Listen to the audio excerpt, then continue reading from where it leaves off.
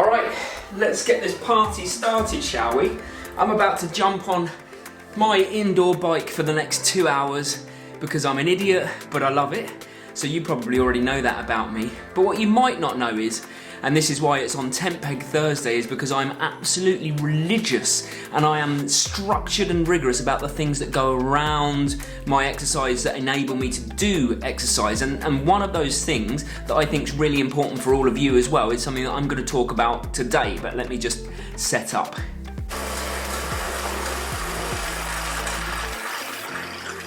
So as I get stuck into my Zwift ride, I thought I would just talk to you about something, like I said, that is every day for me as a part of my routine to keep me fit and able to exercise. Here's the key, and that is stretching. Now, hopefully, fingers crossed, during our fixtures and everything like that, you're used to stretching and you hopefully also know the difference between dynamic and static stretching. And what I'm going to talk to you about today is some static stretches you should add in after all the exercise you do that will keep you healthy and ready to go for next time. I call it prehab, because rehab is when you get injured, it's how you recover from that. Prehab is stopping yourself from getting injured in the first place, doing all the things you can think of to give yourself the best chance to stay injury free. So let me get this ride done, and then we're going to go through a stretching routine that I think can help. See you on the other side. Alright, let's keep this as simple as possible and do this as quickly as possible. I am not going to hold each stretch for 30 seconds on camera, but that's what I want you to do. I'm just going to run you through all of the stretches that I go through after every workout. A good stretch session should take you about 15 minutes, so factor that in. As long as you're thinking about it and as long as you understand that after whatever you do you've got 15 more minutes, it soon becomes really, really easy to just do it after every session. Sometimes it's when you don't think about it and think, oh, I'll do the stretch after the session, that you think that you've run out of time and you just do the session that you're doing, the run or bike or whatever, and then you think, oh, I can't be bothered to do the stretch. Always think about it before you go into it and try and see it as a whole. So I see my workout as that and the stretch. I like to start right at the bottom of the body and move my way up through the body. So let me show you where I'm starting, and it's the calves.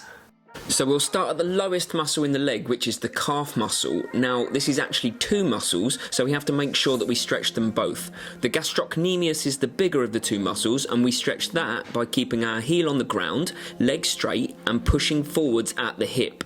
You should feel the stretch here.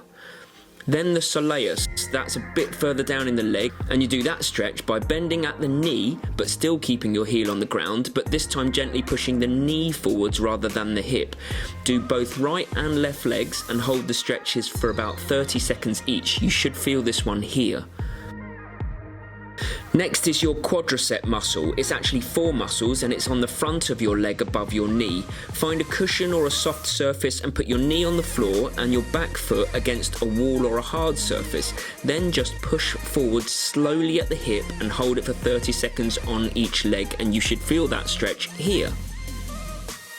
Then we move to the hamstrings, which are a strong group of three muscles in the back of your upper leg. A really good stretch for this one is finding a chair or a surface that's about hip height. Put your foot flat on that surface and your back foot flat too and facing forwards. Then bend over your front leg and gently move backwards, trying to straighten that front leg, and you should feel the stretch right in the middle of the hamstring, which is a place we call the belly of the muscle.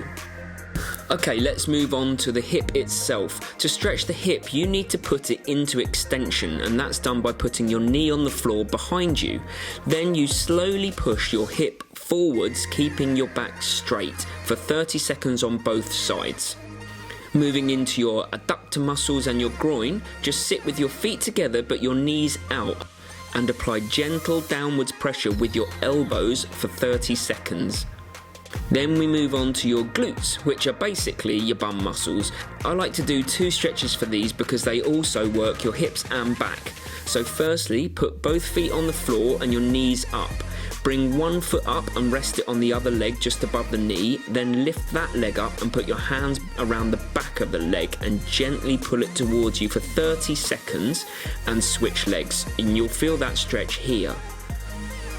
And the final one is lie on your back, bring one knee up and put your opposite hand on that knee and then gently push it down towards the floor. But the important bit of this stretch is keeping both of your shoulder blades on the floor.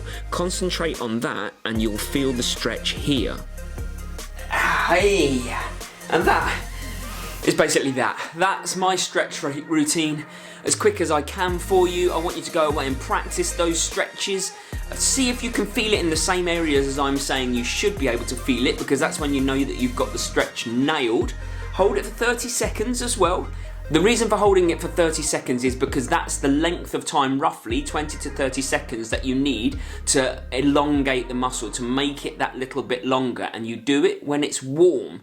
You never do it when it's cold before exercise, because think about, you know, the sticks of chewing gum. What happens if you try and bend them when they're not warm or chewed? They snap, don't they? It's the same thing with muscles. If you hold something for too long, okay, and then you try and go into an activity where maybe you're jumping or you're sprinting quickly, actually, for a short amount of time, you've weakened the muscle just while it gets a bit longer and the body gets used to it. And that's why we do it after exercise, because then we have that period of time of rest and letting your muscles get used to being that little bit longer. So that's why we do the static stretching after exercise. I hope that helped. I've just looked into the camera lens and seen my hair, and that's full of sweat and slightly embarrassing, but what are you going to do? I've just worked out. Nothing left to say other than I'll see you tomorrow for Freestyle Friday, so make sure you're ready to dance.